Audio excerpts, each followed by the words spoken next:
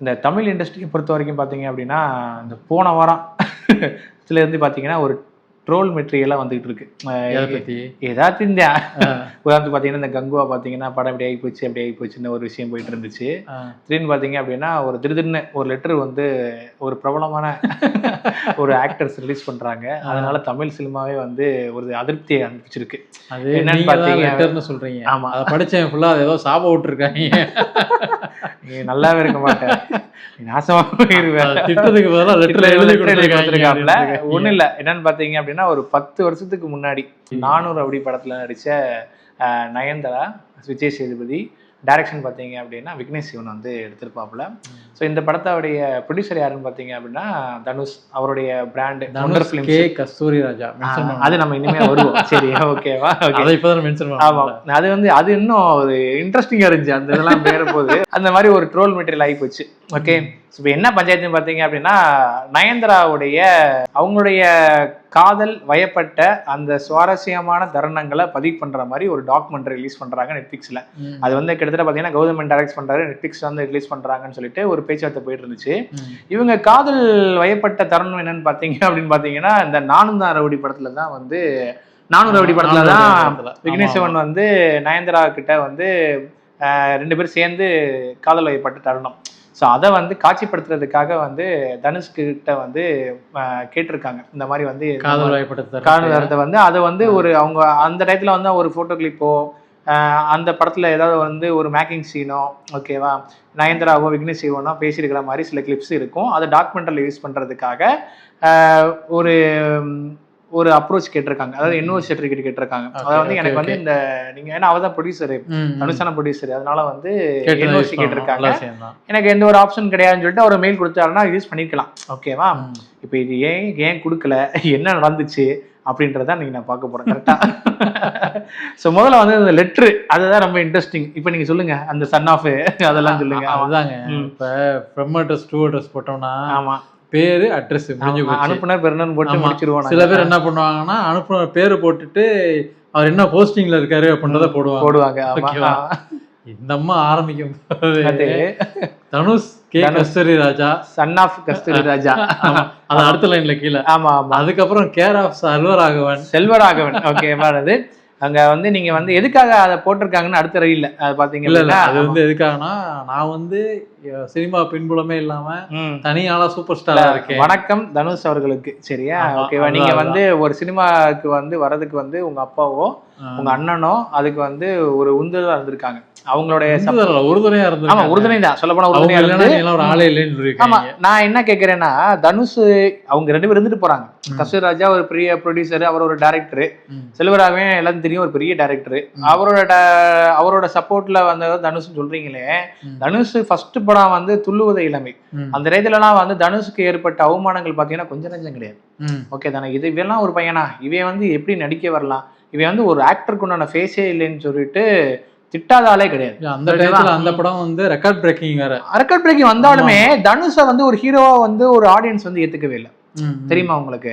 அதுக்கடுத்த படம் தான் காதல் கொண்டேன் வந்துச்சு. காதல் கொண்டனுக்கு அப்புறம் வந்து ஓரளவுக்கு வந்து ஓகே, ஓரளவுக்கு ஆக்ட் பண்றதுனால அடிக்க தெரியும் அப்படின்ற மாதிரி காதல் கொண்டேன் வந்துச்சு. அதுக்கடுத்த படங்கள்ல வந்து அவரோட நடிப்பை வந்து அவரே வந்து டெவலப் பண்ணி, ஓகேவா, இன்னைக்கு வந்து இவ்வளவு ஸ்டாரா இருக்காருன்னா அதுக்கு வந்து அவங்க அப்பாவோ அவங்க அண்ணனோ வந்து சப்போர்ட் இருந்தாலுமே அவரோட முயற்சி இருந்ததுன்னு நம்மள வந்திருக்காப்ல. ஏன்னா எத்தனையோ செலிபிரிட்டியோட எத்தனையோ ஹீரோட பையன்களை வந்து இப்போ வரைக்கும் திரைத்துறையில வந்து கொண்டு வரதுக்கு ட்ரை பண்ணிட்டு இருக்காங்க. ஆனா யாருமே பெரிய ஸ்டாரா ஒரு வாய்ப்பு கிடையாது. இன்னமும் அவரோட திறமையை இன்னும் அங்கீகரிக்கணும் அப்படின்னா, ஆமா, ஹாலிவுட்ல இருந்தோ இல்ல மற்ற கண்ட்ரீஸ்ல இருந்தோ எல்லா லாங்குவேஜ்லயுமே நடிச்சுட்டாப்ல. இந்தியால வந்து ரிப்போர்ட் லிஸ்ட் இருப்பாங்க. லிஸ்ட் கேட்டு எங்களுக்கு இந்த ஒரு கேட்டகரியில ஆக்ட்ரஸ் வேணும் லிஸ்ட் கொடுங்கன்னா முதல் 100 இடத்துல கண்டிப்பா இவர் பேர் இருக்கு. தனுஷோட பேர் கண்டிப்பா இருக்குது. ஓகே, அதனால வந்து அவருக்கு வந்து ஒரு தனியா ஒரு திறமை இருக்கு. அவரோட என்னதான் வந்து அவங்களுடைய ஃபேமிலி வந்து ஒரு சினிமால வந்தாலுமே அவங்க வந்து அவர் வந்து திறமை போட்டனாலதான் அவர் வந்திருக்காரு. அதுதான் உண்மை. ஸோ இந்த பக்கம் நயன்தாராவை பார்த்தீங்க அப்படின்னா அவங்க வந்து யார் சப்போர்ட்டுமே இல்லாம தான் ஒரு கேரளா ஆக்ட்ரஸா ஃபர்ஸ்ட் வந்து ஹரி படத்துல ஐயா அப்படின்ற படம் இருக்குல்ல, சரத்துக்கு நடிச்ச படம், அதுலதான் வந்து ஹரி பார்த்து அறிமுகப்படுத்துறாப்புல. அதுலதான் அவங்க டெவலப் ஆகி வந்தாங்க. இவங்களோட கெரியர்லயும் பாத்தீங்க அப்படின்னா நயன்தாரா ரொம்பவும் பிரச்சனைக்குண்டான ஒரு ஹீரோயினி தான் இருந்திருக்காங்க. நிறைய அப் அண்ட் டவுன்ஸ் வந்துச்சு. ஒரு காலத்துக்கட்டத்துக்கு அப்புறம் வந்து ஒரு லேடி சூப்பர் ஸ்டாரா மாறுற அளவுக்கு இவங்களும் ஒரு பக்கம் வளர்ந்துட்டாங்க.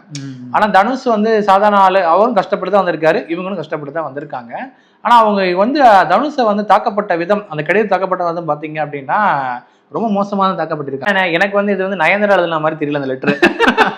விக்னேஷ் சிவன் சொல்லி நயன்தாரா லெட்டர் பேர்ல வந்து ரிலீஸ் பண்ணிருக்கானுங்க தான் நான் நினைக்கிறேன். அவங்க சொல்ல இவங்க எழுதியிருக்காங்க. ஆமா, இதுல என்ன அப்படின்னா இந்த என்ஓசி வந்து எல்லா பேர்த்தையும் கேட்டிருக்காங்க. ஏன்னா இவங்க வந்து ஏகப்பட்ட படம் அடிச்சிருக்காங்க. அதுக்கடுத்து அந்தந்த கிளிப்ஸ் எல்லாம் யூஸ் பண்றதுக்கு அந்தந்த ப்ரொடியூசர்லாம் கேட்கும் போது தாராளமா எடுத்துக்கங்க அப்படின்னு சொல்லும் போது விக்னேஷ் சிவன் வந்து தனுஷ்ட வந்து கேட்காம தனுஷோட ஃப்ரெண்ட் ஒருத்தர் இருக்காராம், அவருடைய கூட ஒர்க் பண்றவர், அவங்க அந்த டீம்ல இருக்கிறவங்க. ஆமா, அவரோட மேனேஜர் வந்து சும்மா ஜாலியா கேட்கற மாதிரி அந்த ஒரு நாங்க நான்நாடி படத்துல வந்து ஒரு பாட்டு இருக்கும், அந்த பாட்டை வந்து நாங்க யூஸ் பண்ணிக்கலாம்னு சொல்லி மெயில் போட்டு மச்சான் அப்படின்னு சொன்னதாகவும் அவர் வந்து அதை கண்டுக்காம விட்டுட்டு தனுஷ் கொண்டு போய் தனுஷ் வந்து வேணாம் அப்படின்னு சொல்லிட்டு ரிஜெக்ட் பண்ணிட்டார்.